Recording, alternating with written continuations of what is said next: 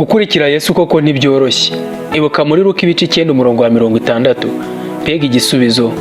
Ariko ntusimbuke n'isegonda turagenda tubibona.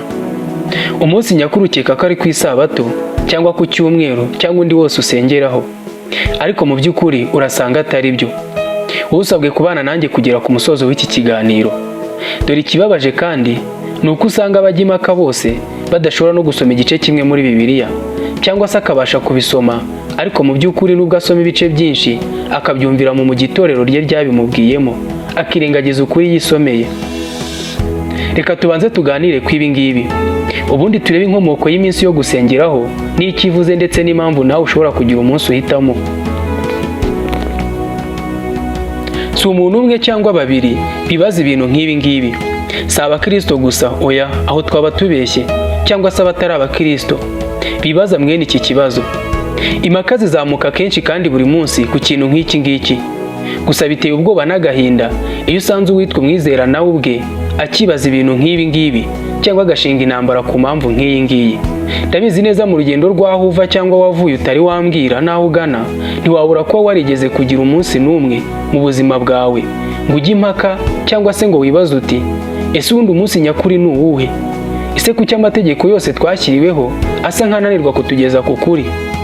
Cyangwa ngo wibaze niba amategeko yose ushobora kuyubahiriza koko nk'uko Bibiliya bivuga cyangwa nk'uko byanditse. Hari ubwo wenda wigeze wumva wuzuye imitwaro myinshi ukumva uraremerewe bitewe n'ibyo Bibiliya ikubuza, ugatekereza uti nubwo naba nkora ibyo byose ndacyari kure y'Imana. Bakakubwira amategeko yose ukumva wenda wanayubahiriza, ariko mu by'ukuri n'ubundi ukumva nubwo wayubahiriza nta gihinduka mu mutima wawe, ukumva nta gishya, uracyari wa wundi. Ibyo ni byo mu by'ukuri Bibiliya yita intege nke z'amategeko.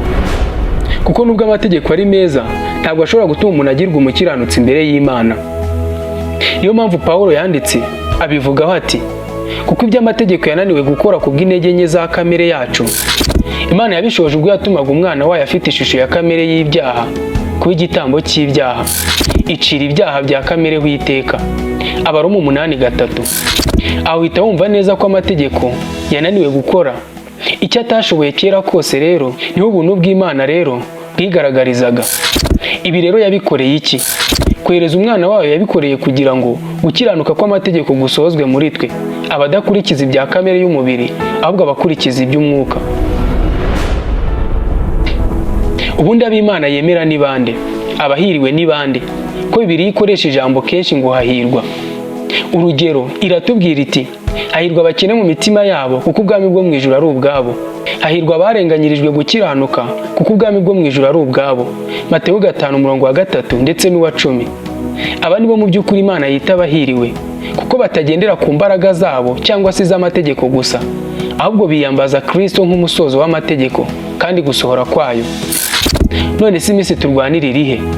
Ikibabaje kandi ntushoboye no kwitabira nibature cyangwa ngo urare ijoro rimwe na bagenzi bawe musenga, ariko uburana iminsi yo gusengeraho gusa. Icyo wizihiza ni isabato cyangwa icyumweru. Ubutumwa bwiza bwemeza ko ab'Imana yemera ari abizera. Atabiringira amategeko iyo aba aribo baragwa iryo sezerano riba rihindutse ubusa, kuko icyo amategeko azana ari umujinya gusa, ariko hatari nta gicumuro kihaba. Nicyo gituma byose biheshwa no kwizera ngo bibe iby'ubuntu, iyo sezerano ribona uko rikomerezwa mu rubyaro rwose. Abaroma 4:14 kugera ku 16. Urumva neza ko kuraga ubwami bw'Imana bidashingira ku mbaraga zacu, ahubwo ku kwizera kwacu ndetse no kwemera imbabazi za Kristo.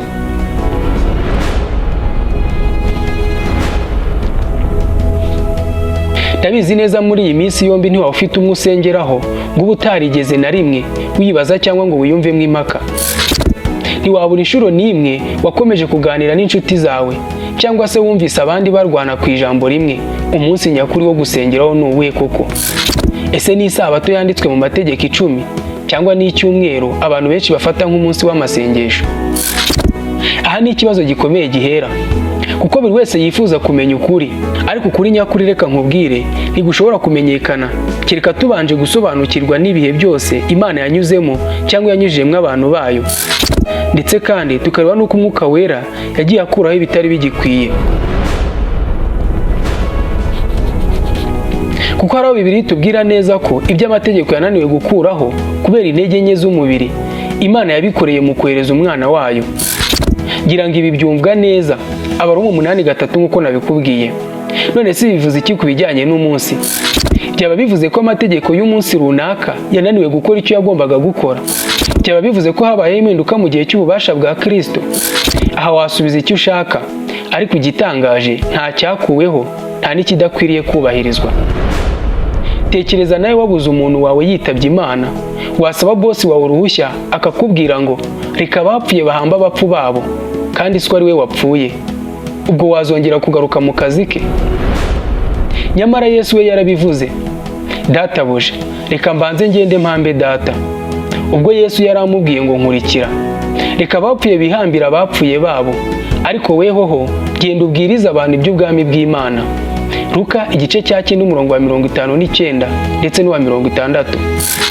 Ndifuza ko uyu munsi tuganira nta buryarya, nta gukritika cyangwa se kubogama kurimo, ahubwo tugahera ku ijambo ry'Imana uko ryanditse, tukibaza ibibazo dukunda kwibaza mu mitima, hanyuma kandi tugashaka igisubizo cy'ukuri. Nibyo koko hari byinshi abantu bavuga, ariko si ukuri nyakuri ni ukuhe? Ese ni uwuhe munsi Imana yashyizeho ngo tuwiharire? Hari abavuga bati ni Isabato ku munsi wa karindwi, abandi bati ni ku munsi wa mbere w'icyumweru, umunsi umwami yazutseho. None se ninde w'ukuri? Reka mbere na mbere turebe inkomoko ya buri munsi. Isabato ntabwo yatangiriye ku Bayuda gusa. Itangiriro ubwaryo ridusubiza inyuma cyane. Ku munsi wa karindwi Imana irangiza imirimo yakoze, iruhuka ku munsi wa karindwi imirimo yayo yose yakoze. Imana iha umugisha umunsi wa karindwi iraweza, kuko ari we Imana yaruhukiye imirimo yayo yose. Itangiriro 2:1 kugera ku 3. Iyo dusoma amategeko yahawe Mose, dusanga iri tegeko ryarongeye kugarukwaho cyane mu buryo bukomeye. Wibuke kweza umunsi w'isabato, uwuharire Uwiteka. Kuva 20:8. Aha isabato igaragara nk'itegeko ry'Imana ritandukanye n'andi mategeko, kuko ryibutsa abantu umuremyi wabo. Isabato yabaye umunsi wo kwibutsa abantu Imana nk'umuremyi wabo, bakaruhuka kandi bakagirana ubusabane nayo. Na Yesu ubwe yitabiraga isabato. Ku munsi w'isabato ajya gusenga mu isinagogi nk'uko yari asanzwe abigenza. Luka 4:16. Si Yesu gusa kandi, ndetse n'intumwa zakomeje kwinjira mu masinagogi ku isabato kugira ngo bigishe. Ibyakozwe n'intumwa 13:42-44.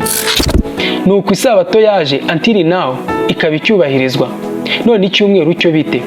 Cyangwa se uhise wumva umunsi nyawo ari ku isabato? Igisubizo ni oya. Utanyuranyije n'ibyanditswe, ibyo nabyo ni oya. Dore inkomoko y'icyumweru. Nyuma y'ibyo byose rero hari ikintu kindi gishya cyabaye kandi gikomeye cyane, kandi icyo kintu nicyo cyahindutse inzira y'ukuri n'ubugingo. Niryo rembo ryinjiza uwizera wese mu ijuru. I'm the gate, however enters through me will be saved. Ni nge rembo, umuntu niyinjira muri nge azakizwa, azinjira asohoke kandi azabona urwuri. Ni nge mwungeri mwiza, umwungeri mwiza apfira intama ze. Icyabaye ni iki rero? Yesu yarazutse ku munsi wa mbere w'icyumweru. Ku mpera z'icyumweru bukeye bw'isabato hatangiye gucya ku munsi wa mbere w'icyumweru. Mariya Magadalena ndetse na Mariya nyina wa Yakobo bajya gusura imva. Mateyo 28:1. Uwo munsi w'izuka ry'umwami niwe waje kwitwa umunsi w'umwami, Lord's Day. Niwe wibutsaga abakristo ko Kristo yatsinze urupfu, kandi niwe wahurizaga hamwe ubutumwa bwiza bw'isezerano rishya, ubuzima bushya, kurekurwa ku mategeko ndetse n'ubuntu bwa Kristo.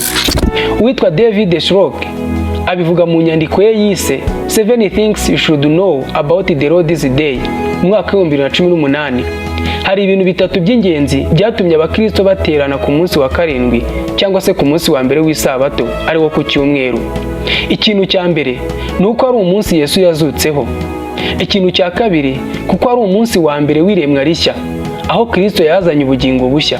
Ikintu cya gatatu, kuko bawubonaga nk'umunsi wa munani, umunsi urenze amategeko asanzwe, umunsi w'ubuzima buhoraho n'umunezero muri Kristo Yesu. Gisto Gonzalez mu gitabo cye A Brief History of Sunday From the New Testament to the New Creation cyanditswe mu mwaka wa 2017 agaragaza ko mu ntangiriro abakristo bagiraga iminsi 2 nyuma y'aho Yesu Kristo azukiye. Byari bimeze bite rero? Ku isabato bajyanaga n'abayahudi, hanyuma ku munsi wa 7 nawo cyangwa se ku munsi wa mbere w'icyumweru bakibuka izuka rya Kristo, nabo bakawizihiza. Nyuma y'igihe runaka isabato yaje gusa nk'igabanutse, icyumweru kirasigara. Ariko Gonzalez anerekana ko nta na hamwe mu nyandiko za mbere za Gikristo handitse ko icyumweru cyasimbuye isabato.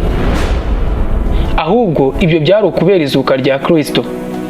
Umuco wo gufata icyumweru rero nk'umunsi w'ikiruhuko nawo waje gusa mu kinyejana cya 4 ubwo umwami Constantine yatangaje itegeko ryo guhagarika imirimo ku munsi w'izuba mu mwaka wa 321. Ibi bivuze ko abasenga ku isabato baba bibuka Imana nk'umuremyi wabo, naho abasenga ku cyumweru bo baba bizihiza izuka rya Yesu Kristo nk'umunsi wo kubohorwa no gusubizwamo ubuzima bushya. Ubu noneho wahita umenya umunsi nyakuri w'Imana, ariko mu by'ukuri igisubizo nuko ntawo turabona. Twibaza ahubwo amategeko n'ubuntu by'Imana bitubwira iki? Ibi byose bidusubiza ku kibazo gikomeye: ese amategeko aradukiza? Ese umuntu wese ukomeza isabato aba ari mukuri kuko yubahirije itegeko, naho se ukomeza icyumweru aba acumuye ku itegeko? Kuko dukizwa n'imbabazi kubw'ineza y'Imana, si ibyo dukora, ahubwo ni impano y'Imana, ntibituruka ku mirimo kugira ngo hatagira n'umwe wirata. Mwakijijwe n'ubuntu kubwo kwizera, ntibyavuye kuri mwe. Abefeso igice cya 2 umurongo wa 8 kugera ku wa 9. Reka nkubaze rero, urizera cyangwa ahubwo wibwira ko wizera? Hari ukuba wizera, hari n'ukuba wibwira ko wizera. Nuko ntihagire umuntu bacira urubanza ku byo kurya cyangwa ku byo kunywa, cyangwa ku by'iminsi mikuru, cyangwa ku by'amezi mashya, cyangwa ku by'isabato, kuko ibyo ari igicucu cy'ibizaza, naho umubiri wabyo ufitwe na Kristo.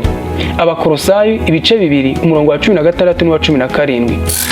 Ibyo bigaragaza ko amategeko ubwayo atadukiza. Isabato yari igicucu cy'uruhukiro bwa Kristo, ariko Kristo yaje kuduha kuruhukira mu mubiri we ndetse no mu kumvira kwe. Reka dutunge umunsi cyangwa umutima. None se urumva dukwiye gusenga ku isabato cyangwa ku cyumweru?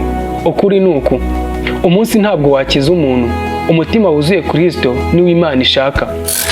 Ariko igihe kiraje ndetse kirasohoye ubwo abasenga by'ukuri basengera Data mu mwuka ndetse no mu kuri, kuko Data ashaka ko bene abo ari bo bamusenga. Yohana 4:23.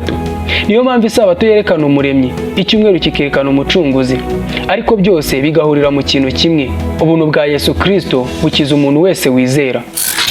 Ntiwakibuka Imana ngo ube wasize Yesu, kandi ntiwakibuka Yesu ngo ube wasize Imana. Iyo wubashye Imana uba unubashye Yesu, kandi iyo wubashye Yesu Kristo uba wubashye Imana, kuko bose ari umwe. Njyewe na Data turi umwe. Yohana 10:30. Umukristo nyakuri ninde? Ni uwiringira Imana n'umutima we wose, ntabwo ari ubihamisha umunwa cyangwa kujya mu mazi akabatizwa. Abaroma igice cya 2 umurongo wa 28 n'uwa 29. Tekereza rero niba nawe uzahagarara ku mategeko cyane kuri rimwe wubahiriza ku munsi umwe gusa, cyangwa se niba uzahagarara ku mucunguzi utanga agakiza ku buntu ku munsi wose kandi buri munsi. Reka abapfuye bihambira abapfuye babo, ariko wehoho genda ubwiriza abantu iby'ubwami bw'Imana. Luka 9:59-60. Igikwiriye ni ukubwira abantu ubwami, si iminsi. Ubutumwa bwiza buruta ibyo byose. Gukora imirimo myiza biruta ibyo byose. I Betesda ku isabato nibwo Yesu Kristo yakijije wari umaze imyaka 38. Yohana 5. Kandi yakijije uwavutse ari impumyi ku isabato. Yohana 9. Hanyuma rero tumenye yuko umuntu wese adatsindishirizwa n'imirimo itegetswe n'amategeko, ahubwo atsindishirizwa no kwizera Kristo. Abagalatiya igice cya 2 umurongo wa 16. None twahinyuza amategeko ubuntu? Oya, nayo tugomba kuyubaha, ariko ntitubyishoboza. Niyo mpamvu twizerera muri Kristo Yesu kubw'ubuntu bwe akatubashisha kubaha amategeko. Kuko icyo amategeko aberaho ni ugushyira hanze ibicumuro byacu, nyamara Yesu Kristo aberaho kudukiza. Abaroma 3. Umunsi nyakuri si ku cyumweru cyangwa ku isabato, ahubwo ni wowe wahisemo ubwawe kubahiriza, ukabana n'Imana yawe kandi ugakora imirimo myiza, ukirinda ingeso mbi zose, ukayikunda kandi ukagira ibihe byo kubana nayo. Mbese wowe umunsi nyakuri wumva ari uwuhe? Igifite agaciro kuri wowe ni ikihe? Ni umunsi? Ni agakiza? Ese ni ugukiza abandi cyangwa ni ukubayobora ku nzira yo gukiranuka? Tanga igitekerezo cyawe muri comment, kora share na subscribe n'abandi bamenye. Nkwifurije kurwanira ubutumwa bwiza aho kurwanira umunsi. Ni Horeb Mwindaji. Mine is your prayer.